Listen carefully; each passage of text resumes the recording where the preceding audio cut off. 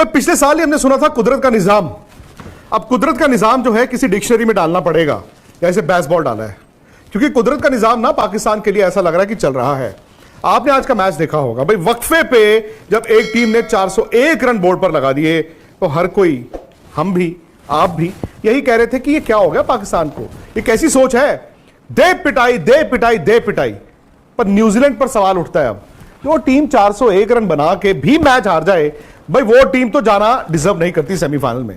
हाँ, पाकिस्तान की दिक्कत यह है कि उन्होंने लेट स्टार्ट किया है, वो बड़े मैच हारते रहे, सिर्फ बांग्लादेश, नेदरलैंड्स और श्रीलंका को हराया, तो वो भी डिजर्व नहीं करती। लेकिन हकीकत यह है कि फिलहाल पाकिस्तान ने यह मैच जिस तरह से जीता है, कोई बड़ी बात नहीं कि यही टीम सेमीफाइनल में जाए। इक्वेशन अभी भी मुश्किल है, लेकिन बात पहले आज के मैच की। वो जो बरसात आई उसने थोड़ी देर के लिए न्यूजीलैंड की हेल्प की, लेकिन दोबारा जो बरसात आई उसने ही न्यूजीलैंड के लिए जो मैच था वो दफना दिया।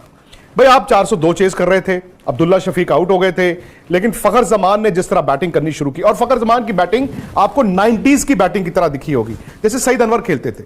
मुझे तो फखर जमान को खेलते देख ऐसा लग रहा था कि सईद अनवर ही बैटिंग कर रहे हैं, सईद अनवर ही बैटिंग कर रहे हैं। बाबर थोड़ा स्लो थे टू बिगिन विद, लेकिन एक इंटेलिजेंट नॉक थी, वो कप्तान की जिम्मेदारी वाली पारी थी। वो जानते थे कि अगर फखर जमान छक्के मार रहा है तो मुझे छक्के मार के कुछ नहीं मिलना है, मुझे सिर्फ स्ट्राइक रोटेट करनी है, भले ही मैं 4 गेंदे एक्स्ट्रा खेलूं, क्योंकि शायद वो कॉन्फिडेंस उनको था कि फखर खेलते जाएंगे।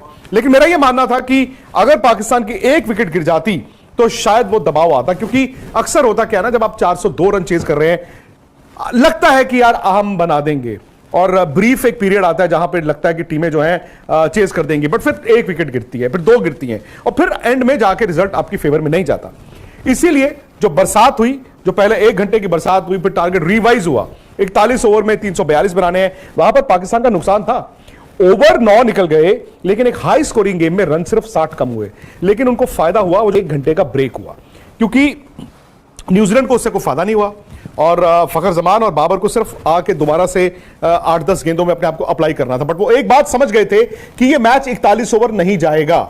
यहीं पर न्यूजीलैंड ने चूक की, क्योंकि पाकिस्तान जानता था कि भी बरसात दोबारा आएगी, हमें सिर्फ डकवर्थ लुइस में आगे रहना है और इतना मार्जिन लेके चलना है कि हम 41 ओवर नहीं सोच रहे, हम 41 ओवर में 342 नहीं सोच रहे, हमें सिर्फ डकवर्थ लुइस में 10, 15, 20 रन का जो इजाफा है वो करते रहना है।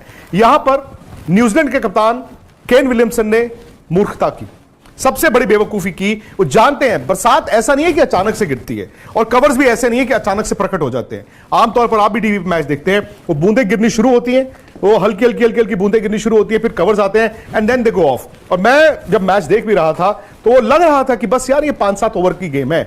वहां पर उन्होंने क्या किया, ईश सोडी को शेरों के सामने डाल दिया। अब ईश सोडी लेग स्पिनर है और उनके सामने फखर जमान। उस ओवर में आए 20 रन, 20 रन आए उस ओवर में, और पाकिस्तान जब बाहर निकला उसके बाद तो बरसात इतनी हुई कि मैच होना ही नहीं था, 21 रनों से जीता है।